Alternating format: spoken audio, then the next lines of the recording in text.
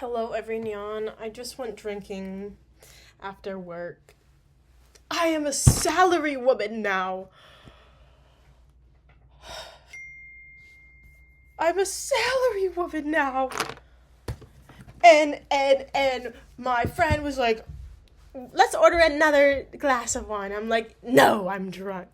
But then she did, and I was like, you're trying to kill me. You're trying to kill me. I did not drive. She drove us back, but I don't know. And her Audi, by the way, her leased 2025 Audi. Where are you getting this money, by the way, girl? I'm scared. Who are you killing for this? Anyway. This is my salaryman arc. Where, whatever. Okay, so what chapter was I on for this?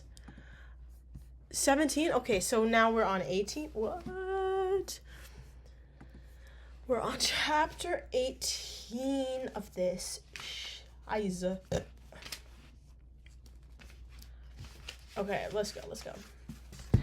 Though Vronsky's whole inner life was absorbed by his passion, his external life ran unalterably and inevitably along its former customary rails of social and regimental connections and interests. The interests of the regiment occupied an important place in his life because he was fond of his regiment, and still more because the regiment was fond of him.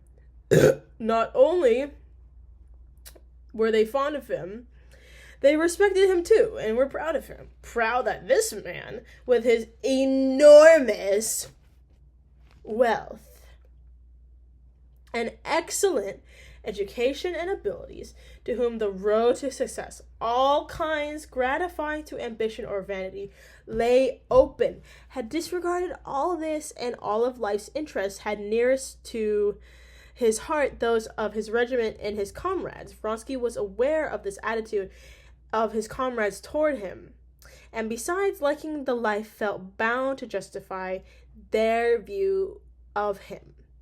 It goes without saying that he spoke to none of them about his love, nor did he betray himself even in the wildest drinking bouts. Indeed, he never drank so as to lose all self-control, but yeah, when I can't relate.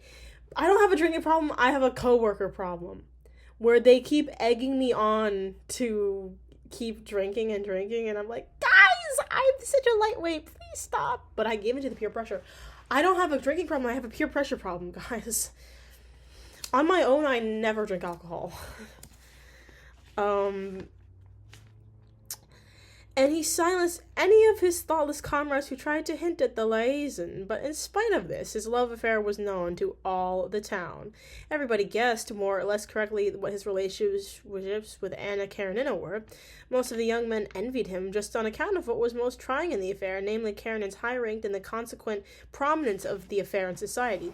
The majority of young women who envied Anna and had long been weary of hearing her virtue praised were pleased at what they guessed, and only waited to be sure that public opinion had turned before throwing the whole weight of their scorn at her. They already prepared lumps of mud to pelt her with in due time. Most of the older people and those highly placed regretted this impending social scandal. Vronsky's mother, on hearing of the matter, was at first pleased, both because in her opinion nothing gave such finishing touches to a brilliant young man as an intrigue in the best society, and also because this Anna Karenina, who had so taken her fancy and who had talked so much about her little son, was after all such as the Countess Vronsky expected all handsome and well-bred women to be. But latterly she had heard that her son had refused a post of importance for his career, merely to remain with his regiment and be able to see Anna Karenina, and that exalted persons were dissatisfied with him for it, so she changed her opinion. She was also displeased because from all she heard of it, this affair was not one of those brilliant, graceful society liaisons which she approved, but a desperate, Werther-like passion which might lead him into doing something foolish. She had not seen him since his sudden departure from Moscow, and though her eldest son, she sent him word to come and see her. The elder brother was also dissatisfied with the younger. He did not distinguish what kind of love it was, great or small, passionate or passionless, guilty or pure. He himself, the father of a family, kept a ballet girl, and was therefore lenient in these matters.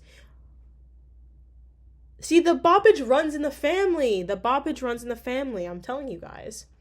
But he knew that it was a love affair which displeased those whom it is necessary to please, and he therefore disapproved of his brother's conduct. Besides his military and social interests, Vronsky had another one, namely horses, of which he was passionately fond. That year there was to be an officer's steeplechase, and Vronsky had to put down his name, bought an English thoroughbred mare, and in spite of his love, was passionately, though restrainedly, concerned about the coming races. The two passions did not interfere with one another. On the contrary, he needed an occupation and an interest apart from his love, and to which to refresh himself and find rest from the impressions which agitated him too violently.